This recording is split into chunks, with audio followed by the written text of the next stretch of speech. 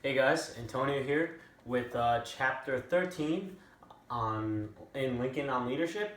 It is called Master the Art of Public Speaking. So we're going to go through a couple tips here today on public speaking and how Lincoln was pretty good at it.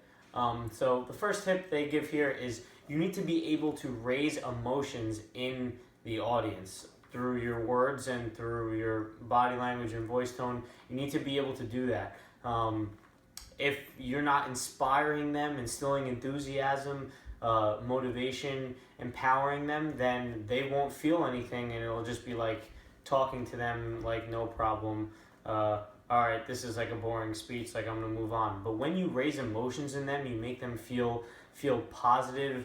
Sometimes you could use negative emotions to turn them into positive feelings, but mostly you should use positive emotions here to make them just absorb that energy, and basically like giving a bunch of people energy to go out and tackle the problems that you have. So you need to be able to raise emotions. 1. 2 is you need to pay attention to your body language and voice tone while you're speaking, because that contributes most of how you convey of what you mean to the people that you're speaking to. If you're speaking in a voice where you're like, yeah, so I'm going to do that.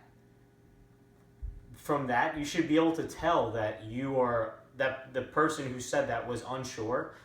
I said it the way I said it was unsure, and you wouldn't be as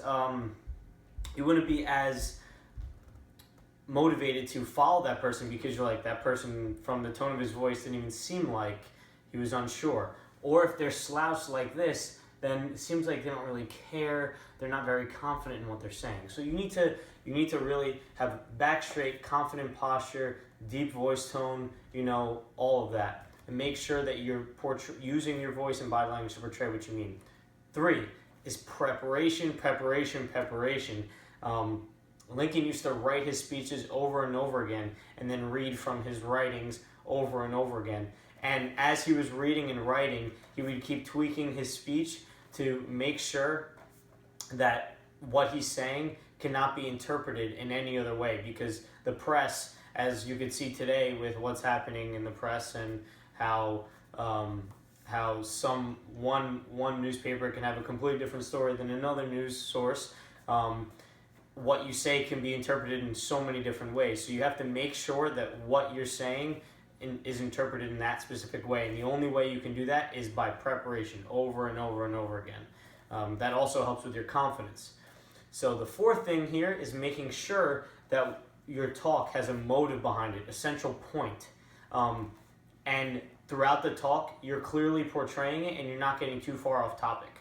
When you get too far off topic, you will end up losing people here and there. And when you lose people, it'll end up losing the motivation that you could have had from all these extra people that you're leading. So you need to make sure that it's short, to the point, and definitely portrays your motive behind it. And 5th is to back up your talking with your actions. This is not really something you can do during the speech, although maybe it's possible. But what you need to do is if you're going to say that we need to make 100 sales by the end of this week, and you're not actively working towards getting those sales, or in one way or another indirectly helping that, then people are going to be like, oh, he said to do that, but like he's not even doing it himself, so why would I do it? Doesn't matter, right? You need to pay attention. You need to realize that your actions speak louder than your words sometimes. So you really need to focus on your actions. So let's quick overview.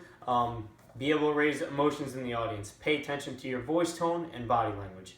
3 is preparation.